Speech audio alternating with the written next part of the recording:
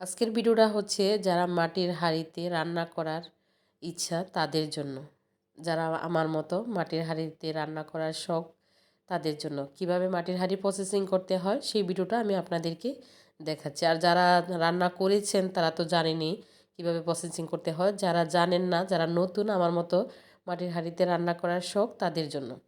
তো এখানে আমি বালি নিয়েছি হাঁড়িতে, কড়াইতে আমি বালি দিয়ে তারপরে প্রসেসিং করে নিচ্ছি। কারণ হচ্ছে গ্রাম অঞ্চলে যারা থাকে তারা হচ্ছে তুষ দিয়ে, চাউলের তুষ বা কুড়া দিয়ে পাতিলগুলা প্রসেসিং করে, কিন্তু আমরা শহরে যারা থাকি তারা তো আসলে তুষ কুড়া এগুলো পাওয়া যায় না। তাই আমি বালি নিয়েছি, বালি দিয়েই আমি এটা প্রসেসিং করছি। তো আমি এখানে প্রথমে একদম লো আছে চুলাটা ধরিয়েছি, কারণ হচ্ছে প্রথমে যদি আমি চুলাটা বাড়িয়ে দিই তাহলে পাতিলটা ফেটে যেতে পারে।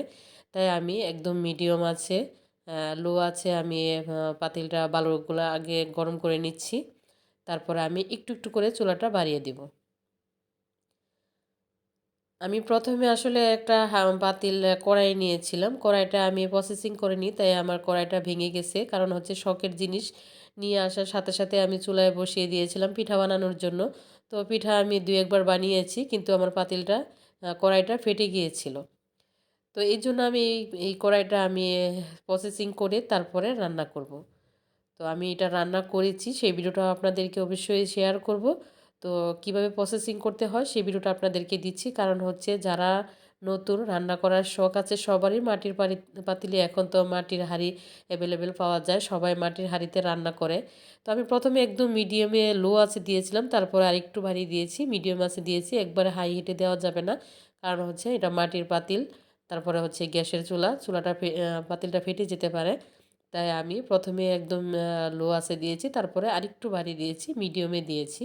তো আমার বালিটা আসলে ভিজা ছিল, শুকিয়ে গেছে। তো আমি আরও কিছুক্ষণ এটা ভেজে নিব, যেন আমার পাতিলটা ভালো করে একদম ভাজা ভাজা পোড়া পোড়া হয়। সেই জন্য আমি বালিটা আরও কিছুক্ষণ ভেজে নিচ্ছি। তো এইভাবে আপনারা আসলে যারা রান্না করার শখ আছে তারা পাতিল প্রসেসিং করে নেবেন। যারা জানেন তারা তো জানেনই, আর যারা না জানেন তারা নতুন আমার মতো তাদের জন্য এই ভিডিও।